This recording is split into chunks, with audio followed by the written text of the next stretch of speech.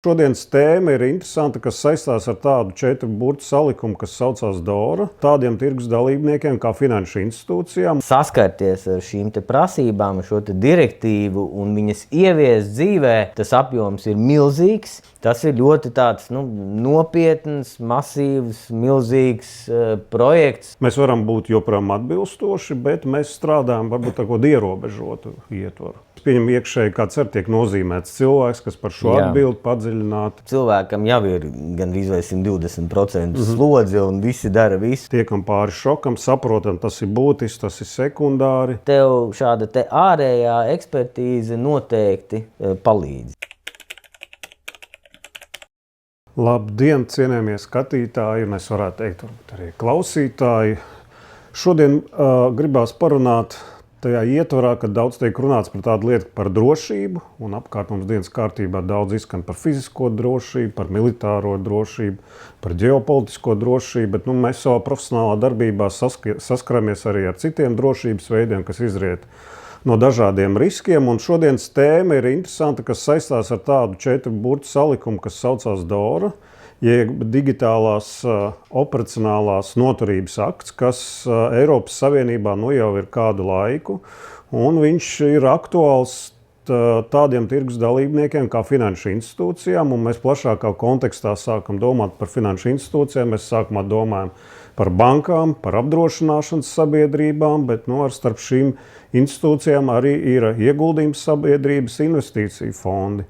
Un tad bieži šo institūciju pārstāvjiem rodās virkne jautājumus, ņemot vērā, ka tas ir regulatīvs ietvars, kur ir nozīmējis Eiropas centrālā banka ar likumdošanas instrumentiem, līdz ar to arī Latvijas banka. Un tad attiecīgi mēs gribam parunāt, cik tas regulējums ir aktuāls un kā ar šo regulatīvo ietvaru, kas nes virkni prasības attiecībā uz drošību, informācijas drošību, kā tas sasaistās arī tādiem tirgus spēlētājiem kā ieguldījumu fondi, ieguldījumu sabiedrības. Un tāpēc šodien esmu uzlūdzis pastāstīt par savu pieredzi darbā ar šo ietvaru DORA aktu kolēģi Hariju Švarcu, kas ir kompānijas SG Kapitāla partners, arī līdziepašnieks, valdes priekšsēdētājs. Un arī Harijam mūsu sarunās iepriekš ir bijusi tāda, mēs dzirdējām daudz gan praktiska, gan zināmā mērā virkne jautājumu, kā tad ieviest, domājot ne tikai tā, ka no tā virziena, kad būtu jāatbilst šīm prasībām, bet kā tas palīdz zināmā arī biznesā, kad domājot par šo informācijas drošību. Un attiecīgi tāpēc es gribēju šodien veltīt šo sarunu ar Hariju par viņa pieredzi, varbūt pārdomām un varbūt arī pāris labām domām, idejām, kas arī būtu aktuāls citiem tirgus dalībniekiem. Tā kā sveicināts, Harija. Jā, sveiks.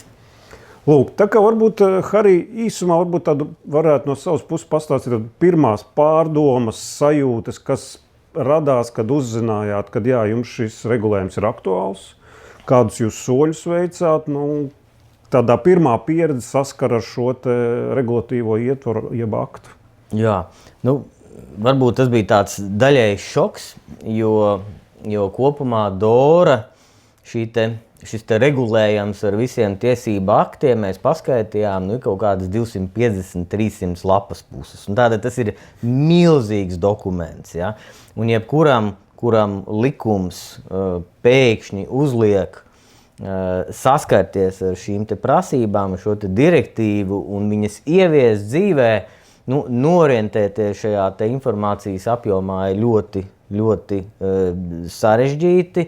Tas apjoms ir milzīgs, un turklāt mēs runājam gan par IT un kiberdrošībām, gan arī mēs runājam par pārvaldību, par incidentiem, par reģistriem, par labas pārvaldības piemēriem. Un tas to padara savā ziņā pat vēl sarežģītāk, jo tev ir nepieciešama gan tehniska ekspertīze, gan arī, protams, ļoti dziļa ekspertīze šajos pārvaldības jautājumos. Tā kā tas ir ļoti tāds nopietns, masīvs, milzīgs projekts, kuru mēs esam uzsākuši. Okay. Varbūt tu pieminēji šo vārdu šoks, 250 līdz 300 lapas puses, tika pieminēts gan IT drošība, kiberdrošība, cita veida drošības. Kā jūs tikāt pār šim pirmajam šokam? Šokus parasti risina ejot mazos solīšos. Ja?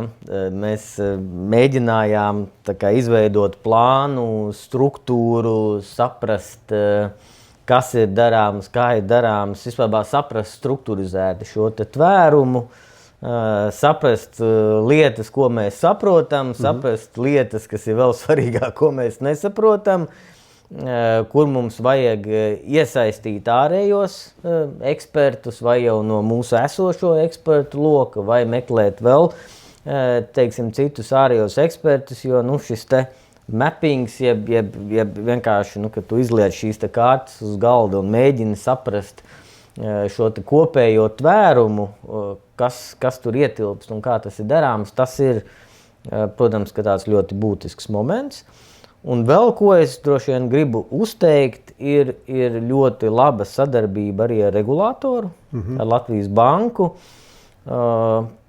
kur mums ir no Latvijas bankas puses kurators cilvēks, ar ko mums ir ikdienas komunikācija, ja, un kur mēs arī no Latvijas bankas puses mums ļoti nāca pretī, mēs varējām ar viņu ekspertiem izrunāt, mēs varējām saprast, kā Latvijas banka skatās uz šiem te jautājumiem no uzraudzības viedokļa, kas ir tas, ko viņi sagaida. Kopumā mūsu regulātors un viņu palīdzība un konsultācijas bija ļoti, ļoti noderīgas, lai mēs kā uzņēmums, kas sāk ievies šīs te prasības, saprastu pēc iespējas labāk, no kura gala tam ķerties klāt, kā to darīt visefektīvāk, kāds ir tas tvērums un, protams, līdz ar to arī daudz dažādas nianses un aspekti.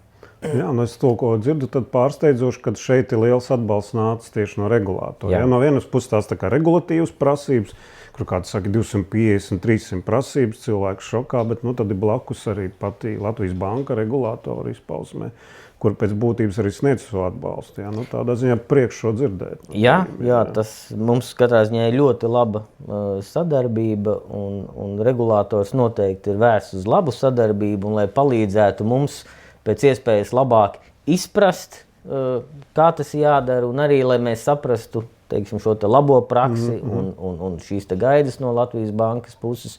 Jo, protams, ka Latvijas bankai ir tā lielā priekšrocība, ka viņi strādā ne tikai tādiem mazām finanšu iestādēm kā mēs, bet arī ar ļoti lielām sistēmiski svarīgām iestādēm un bankām, un skaidrs, ka šis te viņu redzes lauks un pieredze un zināšanas ir ļoti noderīgas. Okay. Tieši tā, tu aizskar tādu ļoti interesantu tēmu. Tu saki, jā, ir šie lielie spēlētāji, komercbankas, apdrošināšanas sabiedrības, un tad jūs ar savu tirgus nišu.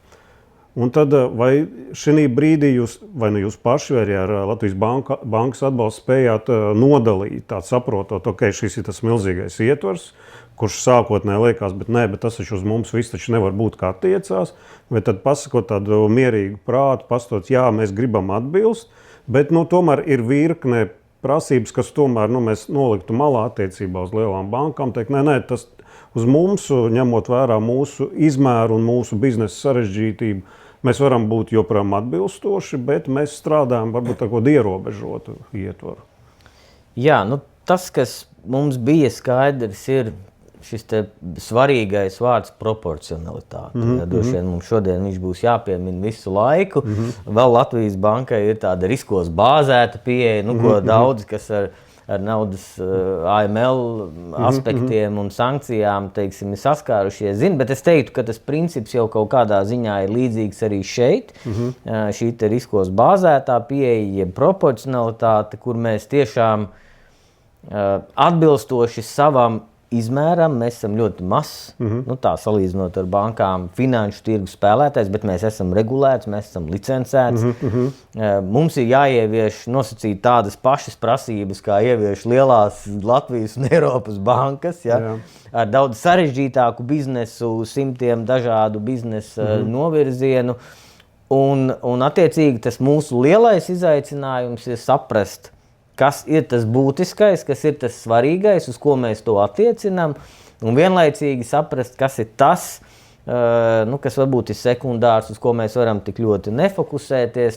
Atkal savā ziņā šī te riskos bāzētā pieeja, un to, protams, mums arī ar Latvijas banku izdevās šos te principus kā tādus pārunāt.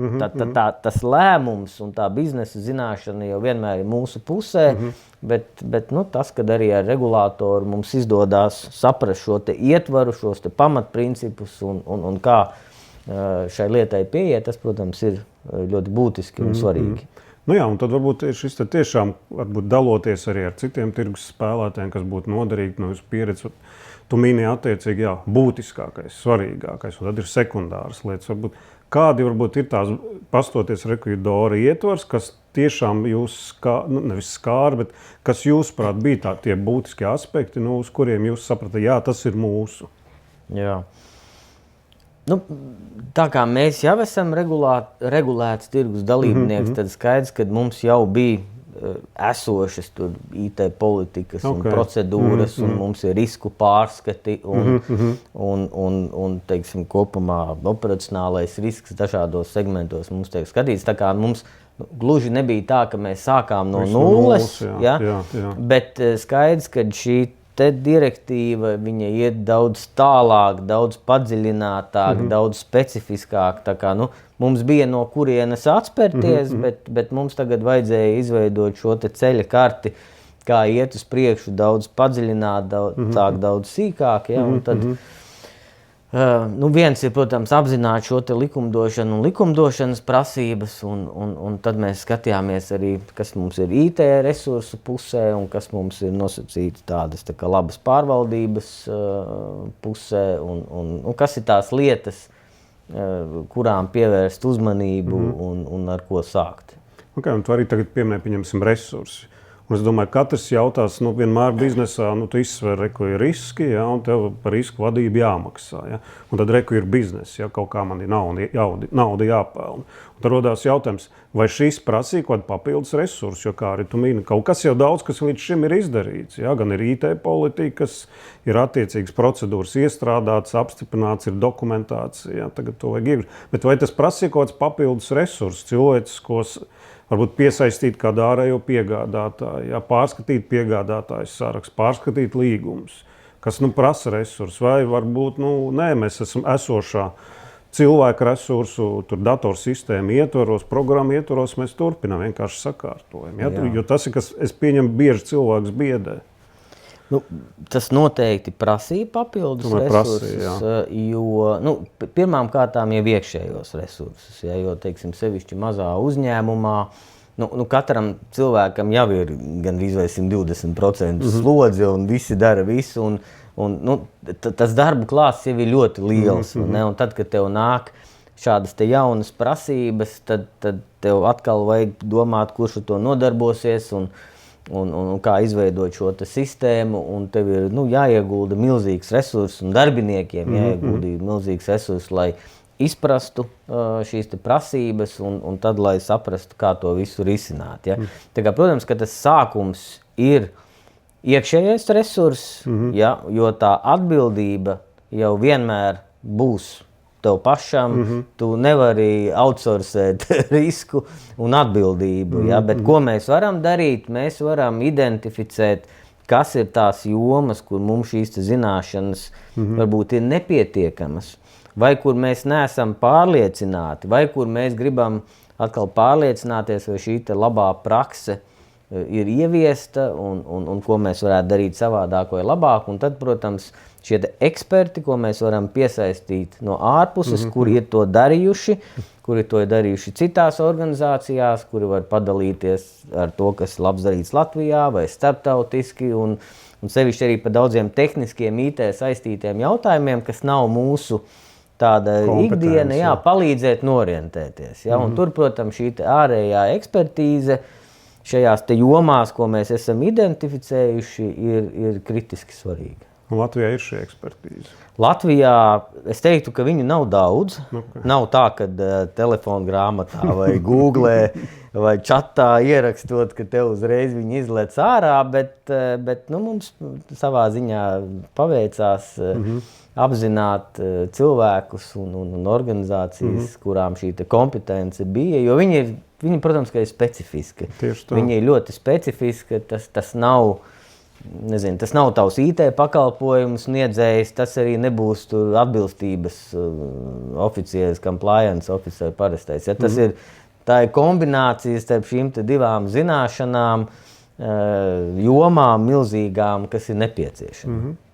Bet arī kāds, teiksim, nestoties tā, ka jāpiesaist ārā ekspertīze, bet jums pieņem iekšēji kāds arī tiek nozīmēts cilvēks, kas par šo atbildi padziļināti, un tas laikam būtu tāds arī ieteikums. Tas ir pamats. Okay, jā, jo tā atbildība un tas risks jau paliek pašā organizācijā un ir jābūt skaidram atbildīgiem cilvēkam un skaidrs arī, kad ir valdes līmenī tev jāiesaistās un pēc tam jau tas, kā tu veido viņu tālāk un kādus papildus resursus tu piesaisti, tas jau ir tas, kā to realizēt. Teiksim, mums arī IT joma, daudzas ar IT saistītas lietas jau pašlaik ir nodotas ārpakalpojumā. Ja? Mums ir ļoti labs ārpakalpojumu IT pakalpojumu sniedzējs. Teiksim, tad mēs arī viņu iesaistījām vistiešākajā veidā šajā procesā, bet skaidrs, ka viņš atkal atbildēja par savu šauro jomu, kas daļu aptver, bet noteikti neaptver visu šo te plašo lauku. Tā kā,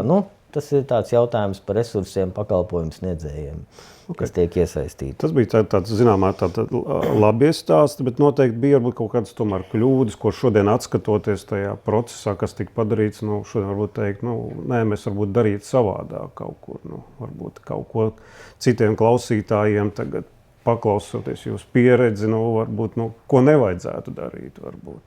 Lai to šoku, kāds saka, pārvarētu ātrāk.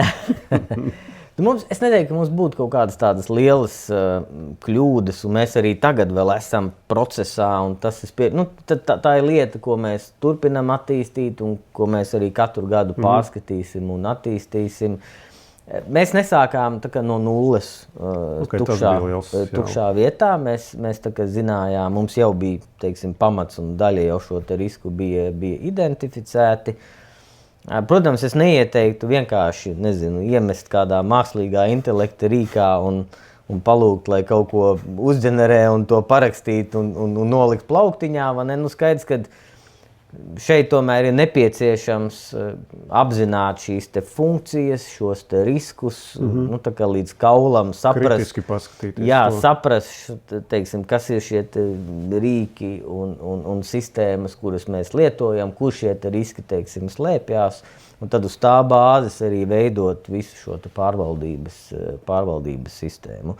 Tā kā tādu lielu kļūdu nebija, bet es teiktu, pēc tā sākotnējā šoka droši vien tas lielākais izaicinājums ir, kā no kura gala šim te milzīgajam darba apjomam ķerties klāt. Ja? Jo tas darba apjoms, šie te normatīvi, šīs te prasības, tehniskie standarti, viņi ir milzīgi. Tas ir milzīgs apjoms priekš maza uzņēmuma, relatīvi maza uzņēmuma. Tad varbūt tāds jautājums ir, ko es gribētu runāt. Ja tagad nosacīti cita kompānija, tagad arī līdzīgs ieguldījums sabiedrība, fonds, tagad izdomātu, ka viņiem arī vajag tagad šo ķerties. Kas būtu tas pirmais solis, no kurienes sākt? Viens ir tas apzināti, kā es sapratu, tiekam pāri šokam, saprotam, tas ir būtisks, tas ir sekundāri. Kas varbūt būtu tāds nākamais solis, lai uzsāktu to labā vārdā ceļojumu, pateikt, ka mēs tagad nākamo 12 mēnešu laikā gribētu, lai mēs atbilstu Dorai, un arī Latvijas Banka mums pateiktu, čaļus, malači, jūs padarīšu labu darbu, līdzīgi kā jūs piemērā. Es domāju, ka skaidrs, ka jāsāk ir ar pašiem un iekšienēji jāizveido šis te savus kompetences centrs vai šie te cilvēki, kas ar to sāk nodarboties, tad es domāju, ka noteikti regulators ar viņu ir jāparunājās. Regulators var padalīties ar šiem te labās prakses piemēriem, ceļvežiem, vadlīnijām, ieteikt varbūt citu iestāžu materiālus, kurus paskatīties, kurus papētīt. Ja industrijā kāds jau to dara un šie te industrijas spēlētāji ir zināmi, tad, protams, arī ar viņiem var parunāt. Lai gan, protams, šī informācija bieži vien ir ļoti sensitīva. Viņa nav tāda gluži publiski izpaužama, tāpēc, varbūt kāds industrijas pārstāvis var padalīties ar tādu kopējo pieeju. bet skaidrs, ka tās interesantākās, būtiskākās un sensitīvākās lietas, nu, tās jau ir katram tomēr jāizdomā pašas, ja, jo nu, teiksim, šīs lietas par IT sistēmām, par riskiem un citām tas jāizdomā pats. Un tad es teiktu, ka nu, šīs ir tās vienkāršākās lietas, kas neprasa papildus, var teikt, nekādus finanšu līdzekļus, nu, izņemot iekšējos, kuras ir jāizdara katram pašam. Un pēc tam, kad izdodās varbūt identificēt šos te trūkumus un to, kas pietrūkst, es noteikti ieteiktu apskatīties, kas ir tie konsultanti, kas strādā labā līmenī un kuri var palīdzēt šo te... Pārzina to drēbi. Pārzina drēbi, var palīdzēt ieviest, palīdzēt sastrukturizēt, palīdzēt izvēlēties starp vairākiem scenārijiem, vairākām opcijām, kuru ceļu iet. Mēs līdzīgi, teiksim, arī ar ilgtspēju esam līdz tam rīkojušies, jā, teiksim, mums ir fondi, ko mēs pārvaldam. Mēs esam vieni no pirmajiem fondiem, ne tikai Latvijā, arī Baltijā, kuriem viens no mērķiem bija ilgtspēja. Un arī šī te ilgtspēja, nu, viņi, ja tu ņem to nopietni, tad tehniski tas var būt ļoti sarežģīti. Un tu arī aizēji daudzos tehniskos standartos, vai tā ir energoefektivitāte, vai dabas aizsardzība, vai biodiversitāte un tā tālāk. Nu, līdzīgi arī es skatos uz šo te jomu, kur tev ir svarīgi šos te pamatus saprast, un tur, kur tev pietrūks šīs te specifiskās, kritiskās zināšanas, tur ir ļoti vērtīgi izmantot šo te labo praksi no ārpuses. Lielās organizācijās, varbūt tādās kā bankās, kurās ir atsevišķi IT departamenti, viņi lielu daļu varbūt ar iekšējiem resursiem var izveidot, bet domāju arī pat tur.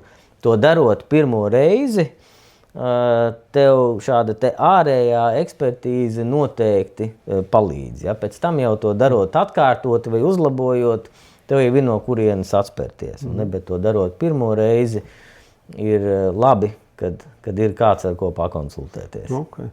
Man tev tāds konkrēts jautājums. Saki, no tā brīža, kad griezās Latvijas Banka un jūs sapratāt, kur mums vajadzēs šo atbilstību. Līdz šai dienai, cik jums ir prasījis tas laika?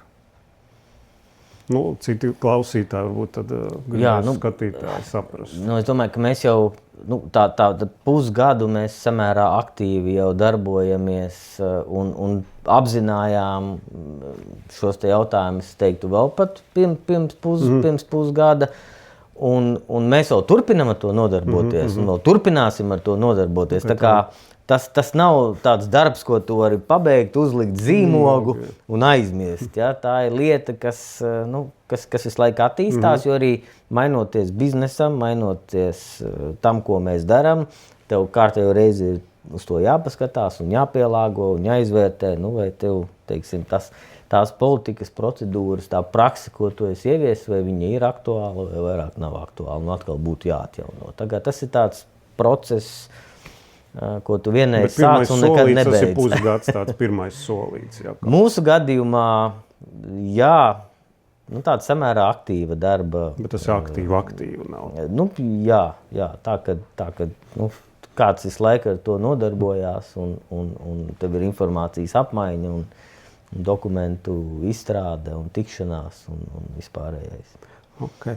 Tad man tāds interesants jautājums, jo mēs laiku runājam, ka ir Latvijas Banka, ka ir atbilstība, regulatīvais ietvars, bet, kā es teicu, vienmēr ir bizness arī. Ja?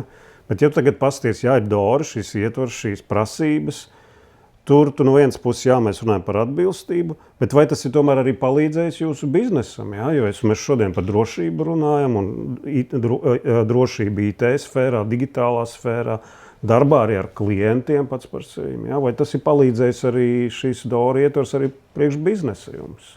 Ne tikai tā, ka mēs atbilstam, bet tomēr, ka tam ir pievienotā vērtība biznesa skatījumā. Es domāju, ka tā pievienotā vērtība ir, bet, protams, ka tas sākums ir ļoti smags. Un biznesa, tad, kad ierauga visu, kas viņam tagad būs jāizdara, un ko no viņa prasa, un ko tas vispār viss maksās, protams, ka neviens ļoti priecīgs un laimīgs par to nav. Ne? Tāpēc tas lielais tā kā izaicinājums ir atkal atgriežoties pie šīs te proporcionalitātes, saprast, kur šie te riski ir, kas ir šīs te būtiskākās sistēmas, kā mēs šo te pārvaldību veidojam. Nu, tiešām no biznesa viedokļa identificēt šīs te būtiskākās funkcijas un tad uz tām arī fokusēties, jo, es saku tādu mazu organizāciju gadījumā, kā mēs, kur resursi ir ļoti ierobežoti, tas spēja fokusēties uz tiem īstajiem riskiem, kur ir tā lielākā būtība.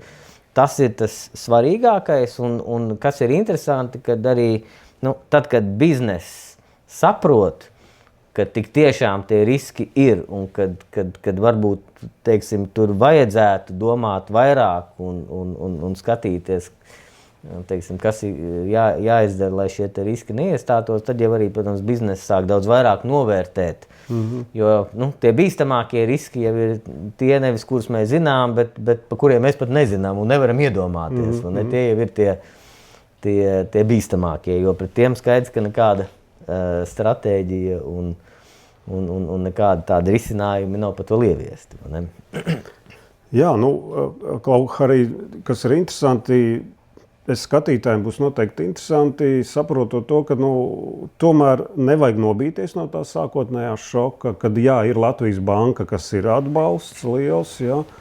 Varbūt ir tā, ka mēs jau lēnām uz beigām virzamies, ja, kad varbūt būtu tā kā ceļamaize līdzīgiem uzņēmumiem, kam tas ir aktuāli, kuri domā par nākotni, ja, kad kā tikt pāri tam šokam un saprast, ka tas ceļš ejamais ir tas pareizais, jo tas ir neizbēgami, un ja mēs gribam parīt būt augstāk nekā šeit, kad tas tomēr jāpieņem, un blakus ir eksperti, ka tirgu, viņi eksistē, kaut gan viņu nav daudz, kā tu minēji, ir Latvijas banka, un ir pieredze, un kad, varbūt vēl kaut kādi tādi labi ceļavārdi no tavas puses būtu mūsu klausītājiem, skatītājiem.